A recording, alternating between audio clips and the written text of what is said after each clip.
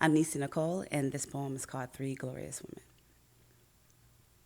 I've wanted deeply to be a vessel for my people, always knowing I'd wrestle necessary evils, hearing all your demands, wanting to fix it. I put out my hands and end up sometimes getting bit. I draw a line in the sand, feeling I want to quit. But I think of some of the women who inspired me, and I'm writing about them posthumously. Remembering how they supported me when I was down, seeing them stand their ground, taking the courage to pick up and wear their crowns, and adjusting the tilted ones around them.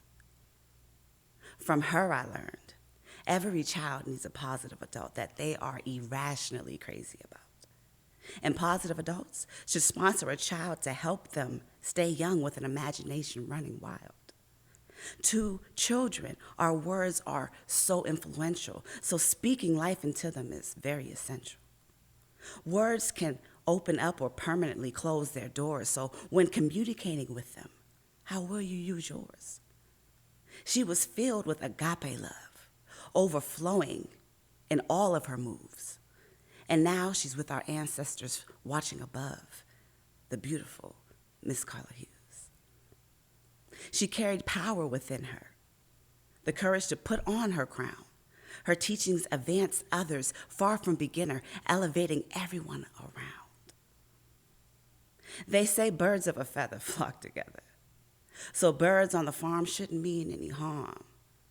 But the bad birds in the field killing, willing, making deals makes it hard to believe that the good birds are even real.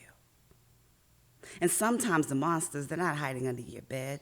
They may wear uniforms with their eyes bloodshot red, a thirst for a strange fruit, should be protectors instead, hunting their prey, killing them dead. And in a time where women weren't taken seriously in law enforcement, a new era in beginning, a shift, God moved with divine intervention, blessing us with Elder Jacqueline Ratcliffe. In a time where being black meant you couldn't win, stood the Deputy Chief of Detectives, a powerful black woman. Her influence of change made history, favored in God's countenance, having the courage to take up her crown while adjusting the tilted ones around her. And if one just stands still, not using patience, they aren't performing out of will, but only stagnation. And as antiquated as it sounds, people, please choose liberation.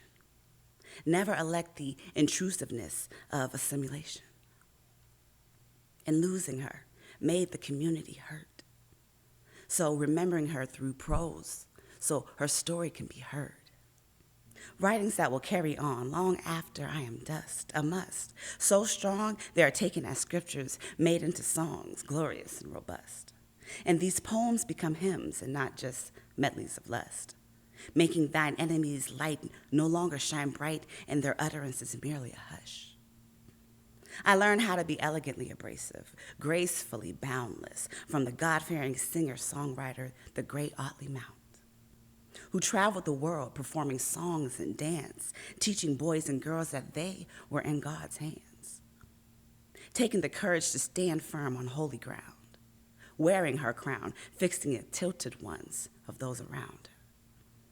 These women, clear on parameters, refusing to be demeaned, muddied the deepest waters and still emerged clean. I'm grateful for the impact these women made on me and my daughters, and I would be remiss if I didn't write through prose to honor